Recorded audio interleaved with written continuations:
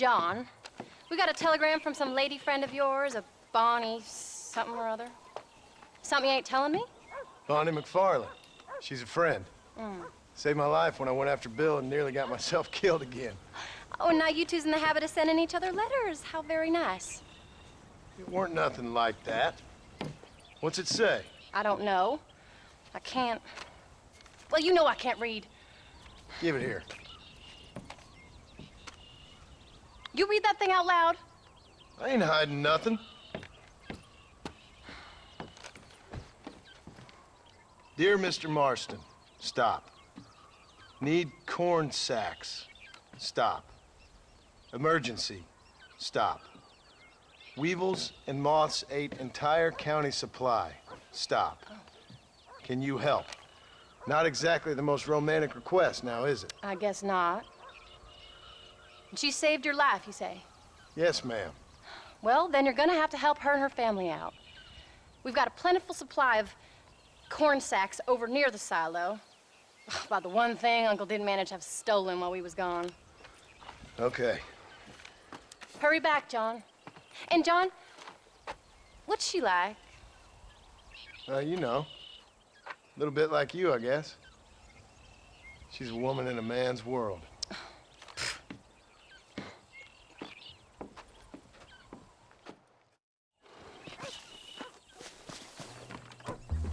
John, wait! I changed my mind. I'm coming with you. Well, come on then. Let's get going.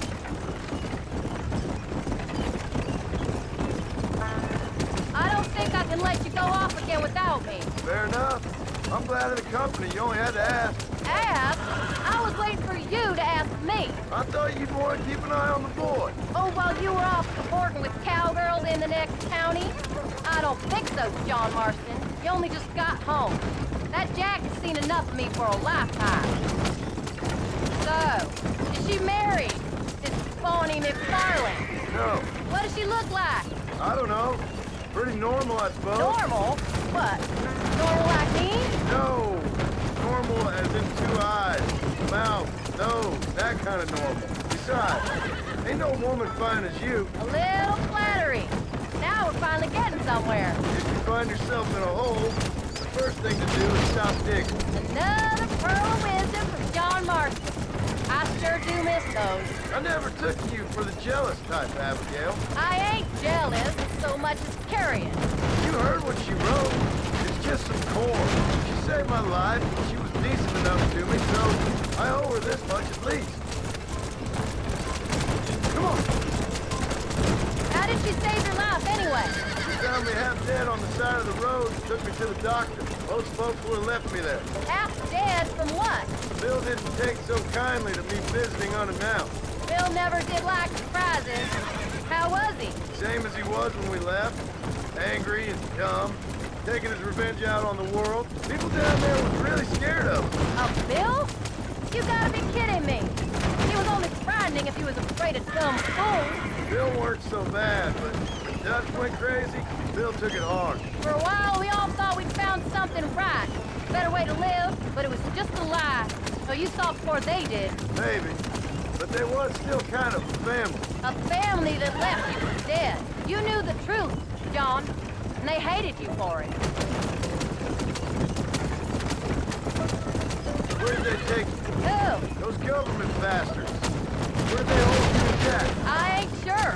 They kept their eyes covered there and back. Can't have been too far from here, though. They treat you right? It ain't the first time I've had a gun to my head, John.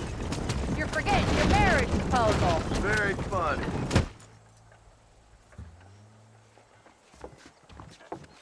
You came. Thank you so much. We lost the entire harvest. Miss McFarland, I'd like you to meet my wife, Abigail. Oh, ain't you quite the gentleman all of a sudden? It's a pleasure to meet you, Mrs. Marston. Likewise. Thank you for saving my husband's life.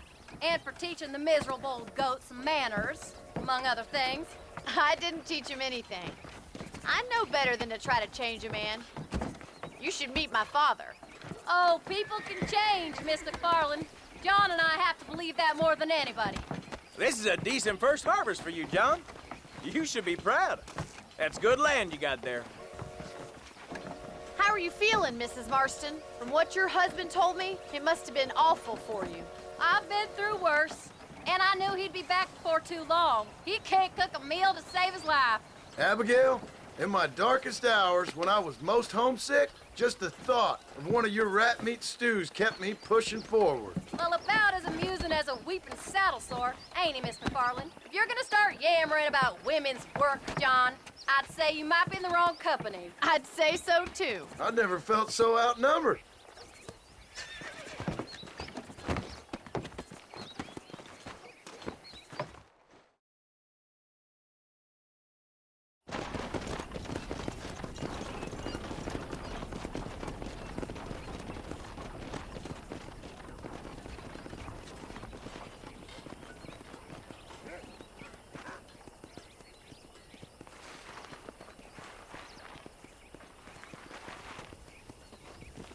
Ma'am?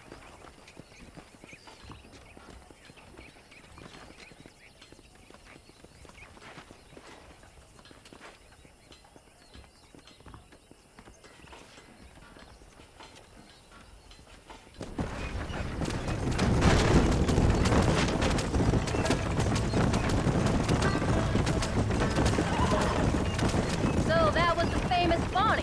That was her, all right. She's pretty.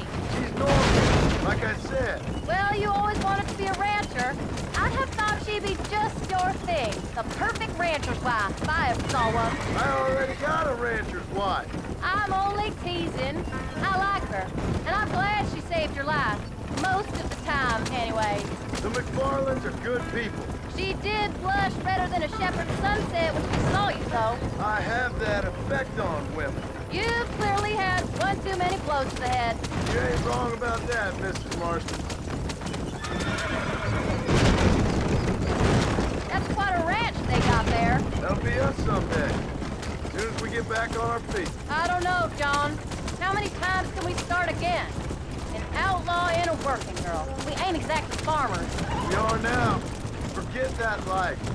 It's over. Do you really believe that? We have to. It's the only way we'll ever have a future. The life we led, that doesn't go away. It's never over.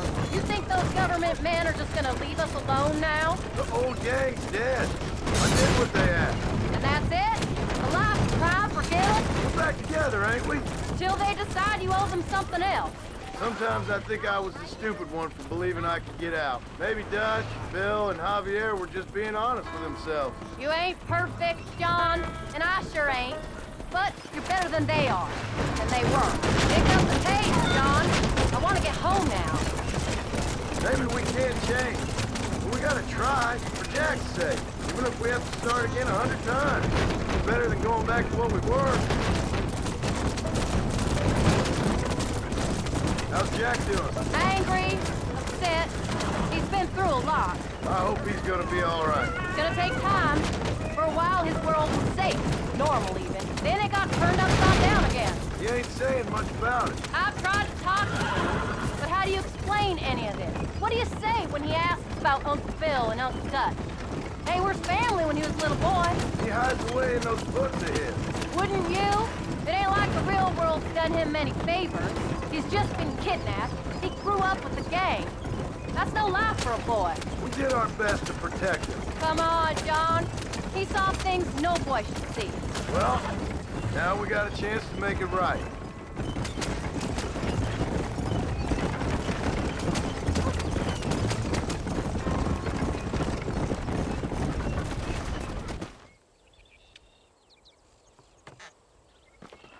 We did good today, John. I guess I better go fix us something to eat.